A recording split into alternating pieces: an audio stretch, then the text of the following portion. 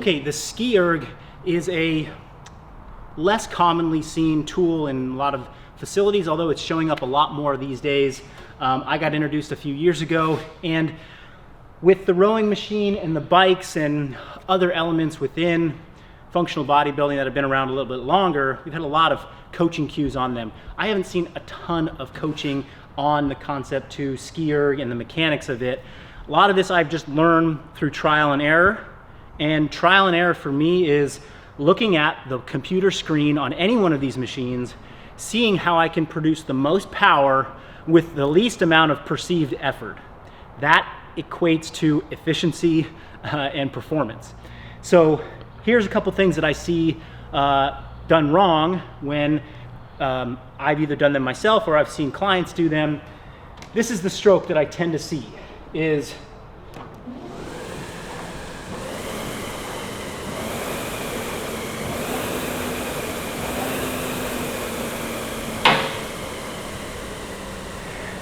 let me break down the three mistakes that are going on there. The first mistake is just hinging at the waist. This flexion of your hip and a little bit of your arms become the only power generator. If you just hinge, you are not taking advantage of your body weight as a leverage to pull down on those handles. That happens through a squatting mechanic, okay? You can do a combination of both for optimal power and performance and efficiency here. It's a squat with a hinge, and it would look like this.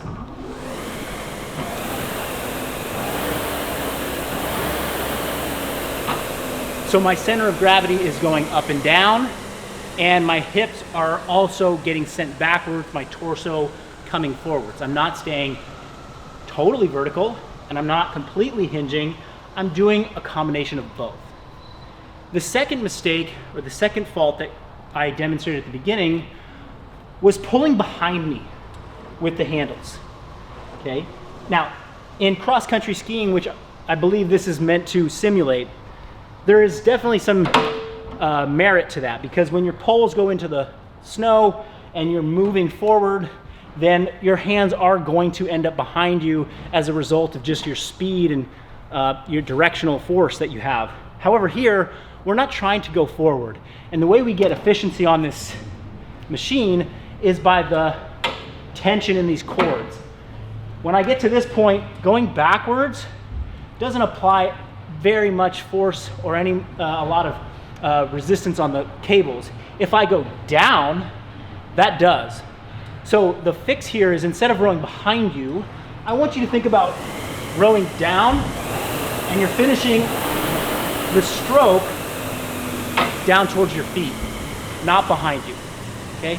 You might be thinking, oh, I'm getting a better tricep workout if I push back this way. I assure you that the bulk of the tricep and the arm workout comes from this action here, which is really at the beginning, not at the finish. And you can still get elbow extension if you push straight down. Okay, the last mistake that I was showing was this. Okay, we were doing a hinge behind us, and I was only reaching up about halfway on every stroke. This sort of halvesy stroke, okay? Just like the rowing machine, if I don't reach all the way in to get a long enough and powerful enough stroke, I'm not taking advantage of my body mechanics. And the same thing here.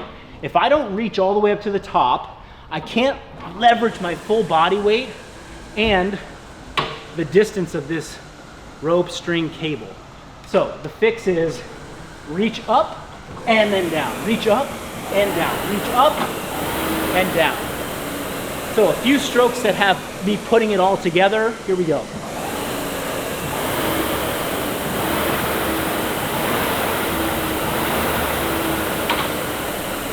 And you can just hear the power coming out of that fan as compared to when I was just doing my half bent over elbow tricep kickbacks.